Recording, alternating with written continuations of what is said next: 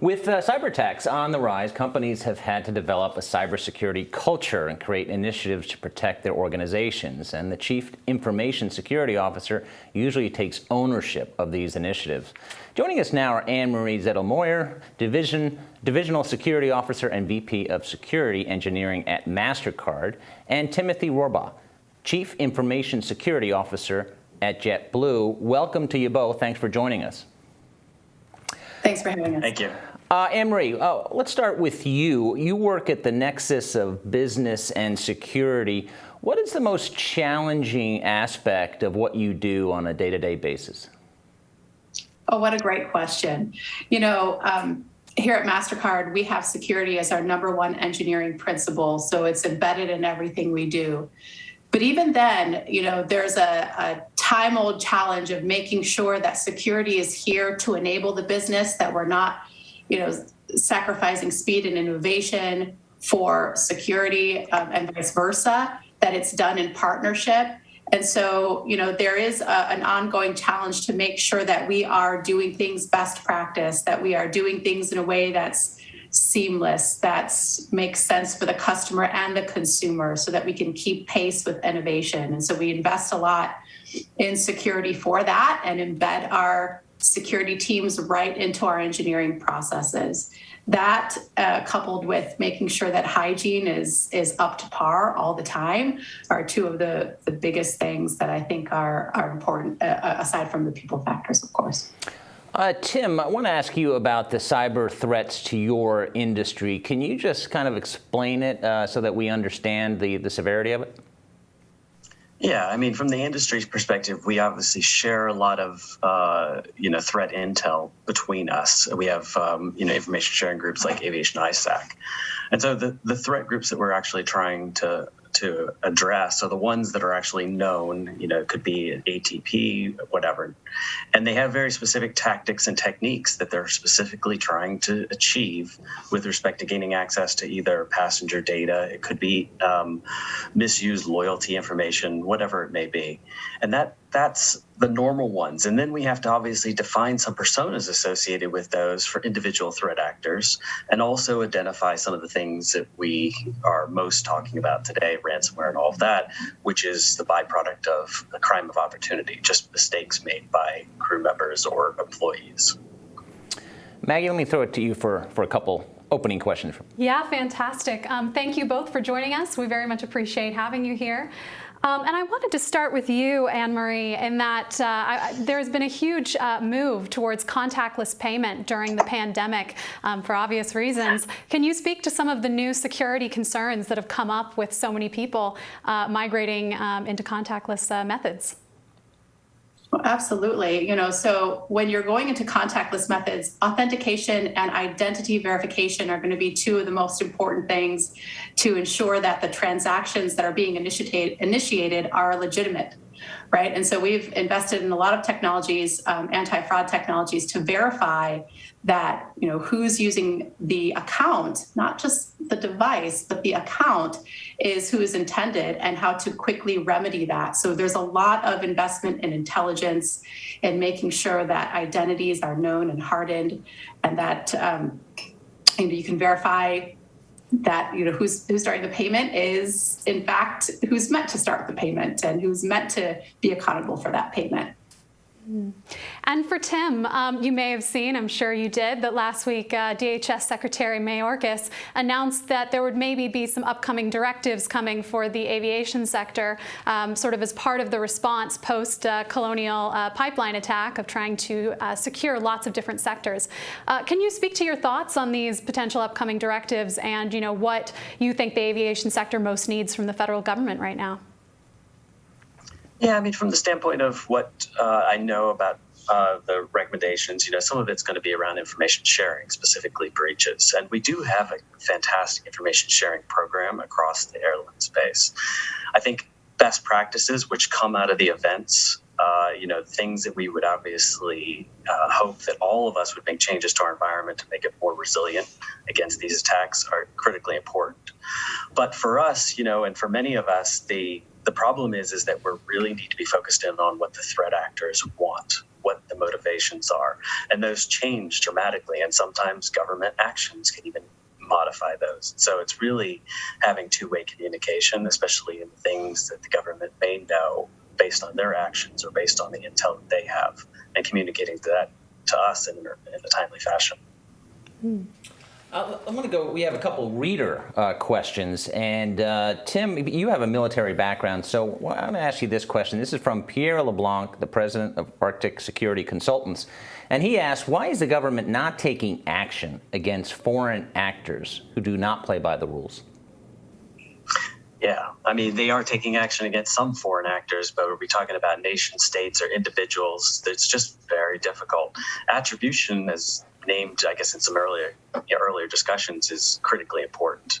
Obviously, you can have attribution go to the individual, or you can be misled, and that can have repercussions. So, what actions that they're taking, whether they're enough, that's to be debated. But I think attribution to who it is that's actually doing it is critically important.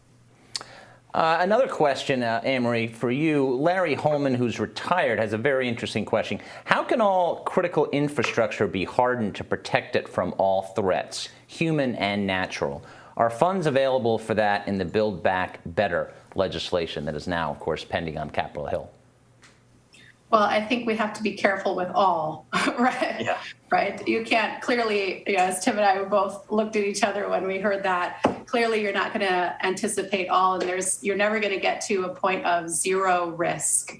And so you have to be thoughtful about the investments and making sure that we understand the intelligence around what the greatest threats are, and we meet them with the budgets and the resources that we have.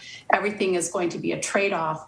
So do I think the funds are available? Do I think that the talent is available, depending on the threat level and what you're trying to guard against? I think there's always methods and ways for improvement, and I think there's always opportunity for extra investment.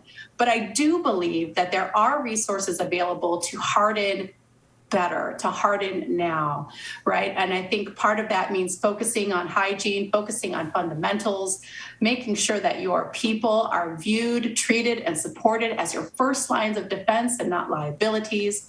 So I do believe that there are ways to do things a little bit better and make better decisions and better investments. Yes, there are ways to harden better. Maggie, toss it over to you. Absolutely. And both of you are in, very different sectors, but at the same time have faced new threats from the pandemic. Can you detail some of the more cybersecurity related threats that the COVID-19 pandemic introduced to both of your industries?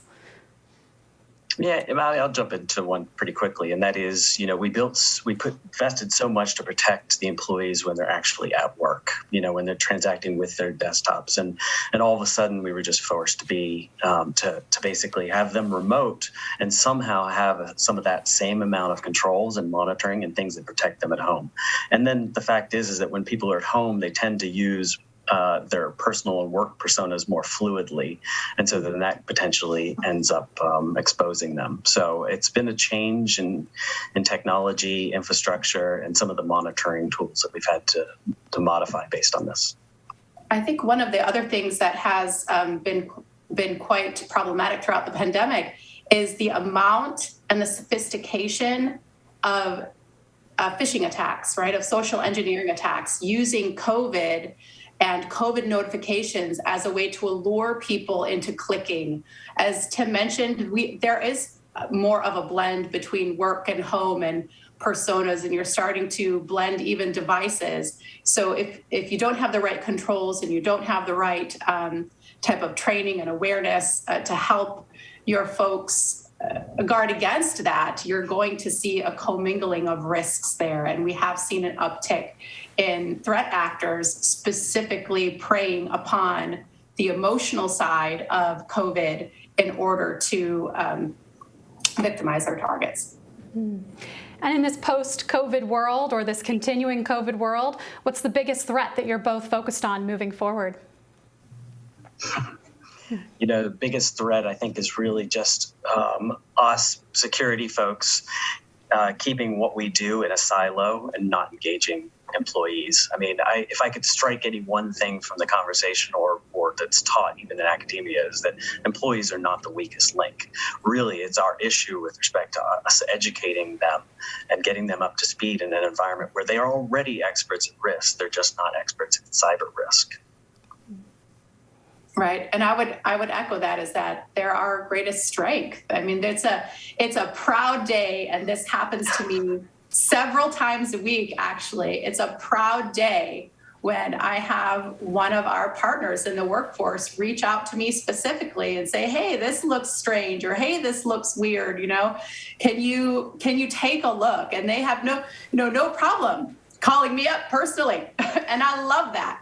And that's how you can make sure that you have thousands of people at the front of your defense, right? Versus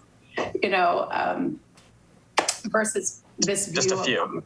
Right. Yes. It's everybody's responsibility. And people are hungry to step up to the challenge, and they're excited to be a part of that too. That's what I found. Yeah, and let me add one more quick thing, and that is that, as we talk about automation, the speed with which attacks are happening, that's one that we need to, especially post-COVID and into the future, we need to be able to respond in and it's partially a technology problem and partially a data problem. I want to end on a positive note, and you mentioned some positive things there, but cyber's so scary. If you can briefly, Anne Marie, start with you, something you've seen that's a positive trend with cyber. It could be at the local level, federal level, it can be at the corporate level, but what have you seen that's gotten better? Well, I think the awareness is getting better. When things are in the news, there's a camp that, will market that as FUD or say it's FUD. And I see it as a way to start the conversation about something I'm passionate about that I know others will lock arms with me to be passionate about too. And I've seen that more and more, not just even within my company, but within my community.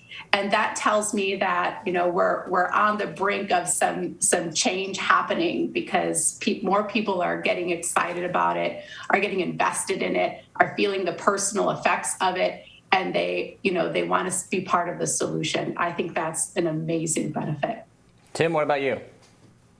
I'll have to say it's almost something that other people complain about, but I actually think one of the things I'm most inspired with is the information sharing.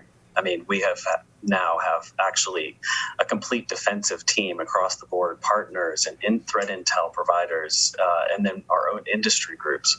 We're really starting to work together to actually address what is, common threats. Those were both very good answers. Well, to both of you, thank you for being on our last panel discussion of the day. Thank you for having us. Thank you. Well, and that brings us to the end of our program. A big thank you to Looking Glass Cyber Solutions for its support, and to all of you attendees for joining us for this important discussion. And a special thank you to Maggie Miller, the Hill Cybersecurity Reporter, for joining me in studio. For those who missed any of these conversations, we will have a video up from the event on our website shortly. I'm Bob Cusack. Thanks, and have a great day.